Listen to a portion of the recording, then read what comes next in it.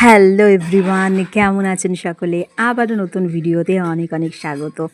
আজকে কিছুই না, আজকে একটু গুড মর্নিং জানাতে আসলাম। ভীষণ বৃষ্টি পড়ছে সকাল থেকে। বাচ্চারা স্কুলে গেছে, এই বৃষ্টির মধ্যেই স্কুলে গেছে কারণ পরীক্ষা শুরু হয়ে গেছে। আর এখানে আমরা মানে বৌমা আর শাশুড়ি দুজনে রয়েছি। হ্যালো একটু বলে দাও। তো আমাদের শাশুড়ি সবাইকে হ্যালো জানাচ্ছে, অবশ্যই একটু হ্যালো তাকে জানিয়ে দেবেন। আর আশীর্বাদ, তার আশীর্বাদ আর আমাদেরও একটু সত্যি ভালোবাসা দেবেন আপনাদের কমেন্টের মাধ্যমে। আর আনা হয়েছে কচু শাক, আর সেই কচু শাকটাই কাটতে বসেছেন আমার শাশুড়ি মা। ভীষণ ভীষণ কষ পড়ে, তার জন্য এটা নিচে এভাবে বস্তা পেতে কাটা হচ্ছে। আর অলরেডি কিছু কাটা হয়ে গেছে, শেষ ফিনিশিংয়ে এই ভিডিওটা বানালাম।